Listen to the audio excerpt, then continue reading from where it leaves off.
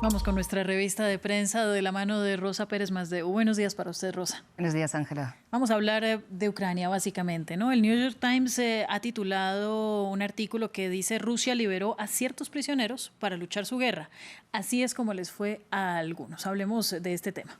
Exacto, es un reportaje en profundidad que vamos a detallar a lo largo de esta crónica, firmado por Antoni Kurmanae, Alina Lovzina y Ekaterina Bodiagina. Y recapitulemos, demos un poco de contexto. Recordemos que hacia el mes de julio de 2022, el líder del grupo de mercenarios Wagner, hablamos de Yevgeny Prigozhin, se empezó a pasear por las prisiones de Rusia para intentar reclutar a personas que estuvieran cumpliendo condena para que se unieran a las filas del grupo Wagner para combatir en Ucrania. ¿Qué les prometía a cambio? Bien, un salario de unos $1.700 al mes, una indemnización en caso de muerte en combate de unos $80.000, pero sobre todo la libertad en forma de indulto presidencial si sobreviven o sobrevivían al contrato de 6 meses de lucha en Ucrania. Ahora bien, si desertaban, consumían drogas, mantenían relaciones sexuales, serían ejecutados. Y una de las tesis de este artículo es precisamente que ahora empiezan a expirar estos contratos que empezaron en julio, ¿no? 6 meses después, y que pasado este periodo, los que han logrado sobrevivir a estos contratos y regresan a la vida civil en Rusia, lo hacen por un lado sin haber cumplido su pena de prisión, lo que tampoco es garantía, sin embargo, ¿no?, de ningún tipo de reinserción,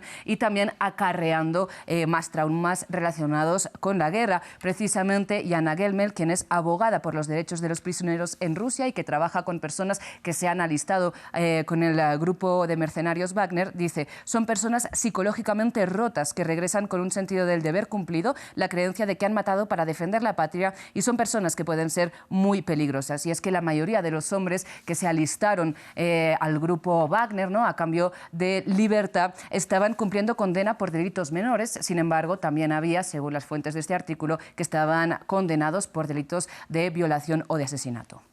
Rosa, ¿de cuántas personas estaríamos hablando que habrían podido salir de la cárcel para unirse y combatir con el grupo Wagner? Pues según este artículo habría unos 400.000 prisioneros en Rusia, de los cuales 40.000 aproximadamente se habrían alistado al grupo de mercenarios Wagner, y de los cuales, de estos 40.000, unos 30.000 habrían muerto, desertado o resultado heridos. Sin embargo, la cifra no puede ser verificada de forma independiente, son cifras filtradas por la inteligencia occidental porque no hay una lista pública, y es que, de hecho, es ilegal en Rusia reclutar a mercenarios, ¿no? De hecho, el grupo Wagner negaba su propia existencia hasta hace un año. Tal y como dice este texto, sobre el papel los prisioneros nunca fueron a la guerra, sino trasladados a prisiones cercanas a la frontera con Ucrania. Y este texto señala el caso de Anastasia, que no da su apellido, que dice que cuando preguntó sobre el paradero de su familiar a la prisión donde estaba cumpliendo condena, los guardas